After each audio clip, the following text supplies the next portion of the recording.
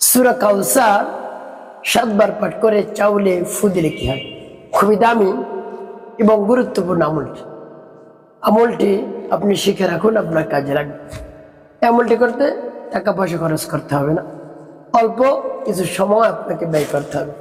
অল্প কিছু সময় ব্যয় করে যখন আপনি আমলটি করবেন, যখন ফলাফল দেখবেন আমলটি করে, আপনি আনন্দিত হবেন, আপনি খুশি হয়ে যাবেন। এই জন্য সূরাতুল কাউসার 7 বার পাঠ করে চাউলে ফু দেন। কোন উদ্দেশ্যের জন্য চাউলে আপনি ফু দিবেন আমি বলে দিচ্ছি, আর কেন দিবেন বলে দিচ্ছি। আমলটি যখন করবেন আপনার সামনে অল্প কিছু চাল রাখবেন। কি করবেন? অল্প কিছু চাল রাখবেন, রেখে ডেকে রাখবেন। তারপরে আপনি উত্তম রূপে ওযু করবেন। উত্তম রূপে ওযু করে পবিত্রতা অর্জন করে পবিত্র স্থানে আপনি বসবেন, আর আপনার সামনে তো চাল থাকবেই। তারপরে এভাবে পবিত্র স্থানে বসে ইস্তিগফার পাঠ করবেন। আস্তাগফিরুল্লাহ রাব্বি মিন কুল্লি যামবি ওয়া আতুবু ইলাইহি লা হাওলা ওয়ালা কুওয়াতা ইল্লা বিল্লাহিল আলিয়্যিল আযীম। এভাবে ইস্তিগফার পাঠ করবেন। তারপরে নবী সাল্লাল্লাহু আলাইহি সাল্লামের মুহাব্বত নিয়ে, ভালোবাসা নিয়ে 3 বার দুরূদ শরীফ সাল্লাল্লাহু আলাইহি সাল্লাম সাল্লাল্লাহু আলাইহি সাল্লাম সাল্লাল্লাহু আলাইহি সাল্লাম। এভাবে যখন ইস্তিগফার দুরূদ শরীফ পাঠ করা হয়ে যাবে, তারপরে আপনি সূরাতুল কাউসার পাঠ করবেন। যখন পাঠ করবেন মনে মনে ভাববেন, হে আল্লাহ, যে সমস্যার জন্য আমি আমলটি করতেছি সমস্যা সমাধান করে দিন। রব্বুল আলামিনের কাছে বলবেন, আল্লাহ আমার আমলকে কবুল করুন, সময়কে কবুল করুন। এভাবে আপনি রব্বুল আলামিনের কাছে বলবেন।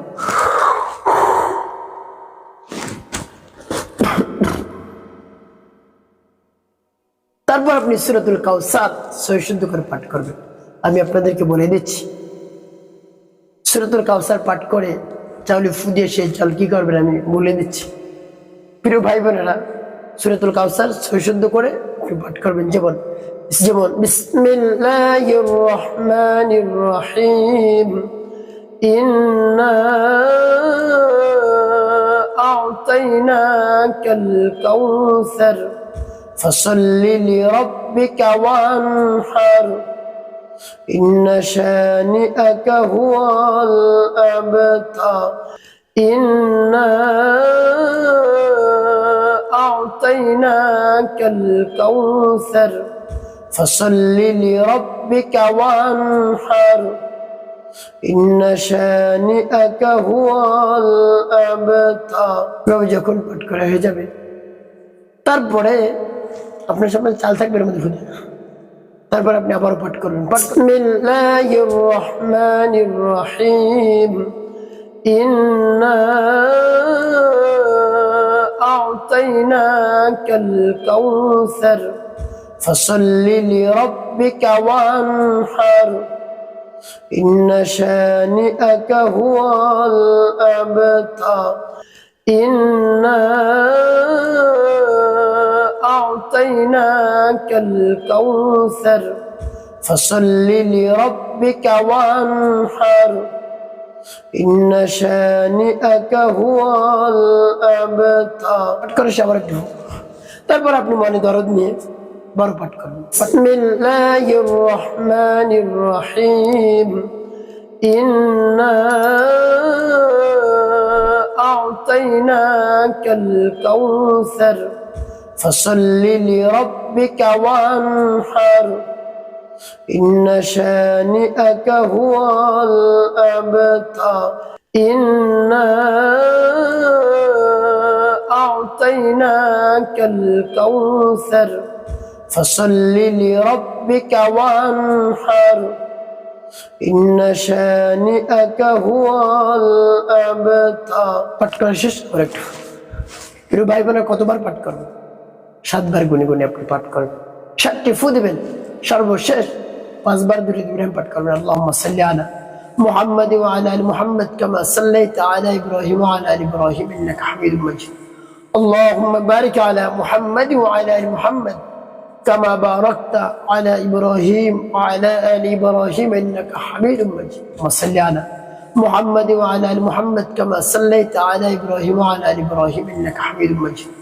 اللهم بارك على محمد وعلى ال محمد كما باركت على إبراهيم وعلى آل إبراهيم إنك حميد مجيد وصل على محمد وعلى آل محمد كما صليت على إبراهيم وعلى آل إبراهيم إنك حميد مجيد اللهم بارك على محمد وعلى آل محمد كما باركت على إبراهيم وعلى آل إبراهيم إنك حميد مجيد وصل على محمد وعلى آل محمد كما صليت على إبراهيم وعلى آل إبراهيم إنك حميد مجيد اللهم بارك على محمد وعلى آل محمد كما باركت على إبراهيم وعلى آل إبراهيم إنك حميد مجيد وصل على محمد وعلى آل محمد كما صليت على إبراهيم وعلى آل إبراهيم إنك حميد مجيد اللهم بارك على محمد وعلى آل محمد كما باركت على إبراهيم وعلى آل إبراهيم إنك حميد مجيد এভাবে যখন 5 বার পাঠ করা হয়ে যাবে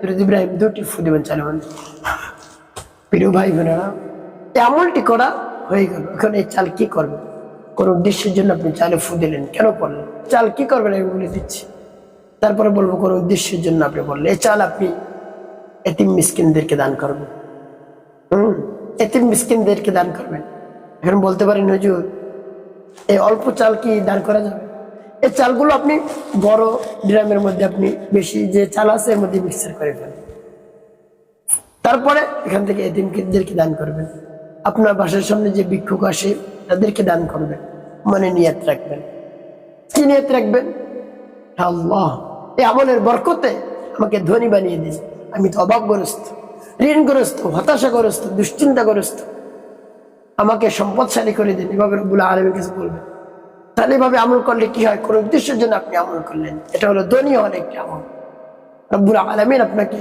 ধনী বানিয়ে দেবেন সম্পদশালী করে দিবেন গাড়ি বাড়ির মালিক আল্লাহ রব্বুল আলামিন আপনাকে বানিয়ে দেবেন অঢেল সম্পদের মালিক হবে আপনার কোনো ধরনের দুশ্চিন্তা থাকবে না রিজিক নিয়ে কোনো ধরনের টেনশন থাকবে না আপনি এভাবে আমল করুন করে আপনি এতিম মিসকিনদেরকে দান করবেন তারপরে আপনার বাসার সামনে যে ভিক্ষুক আসবে তাকে দান করবেন তারপরে মসজিদ মাদ্রাসায় দিবেন কিভাবে আপনি যে অল্প চাল পড়লেন এগুলো 20 চালের সাথে মিলিয়ে দান করে দেন মাদ্রাসায় এভাবে আপনি করবেন তাহলে অবশ্যই রব্বুল আলামিন আপনাকে দান করবেন সম্পদ দান করবেন টাকা দান করবেন টাকার সমস্যা আপনি আমল করুন টাকার সমস্যার সমাধান হয়ে যাবে আর দান করিলে রব্বুল আলামিন আপনার রিজিক অবশ্যই বাড়িয়ে দেন দান করলে রিজিক আল্লাহ রাব্বুল আলামিন বাড়িয়ে দেন রিজিককে প্রশস্ত করে দেন আপনার নিকটাত্মীয়দের মধ্যে যারা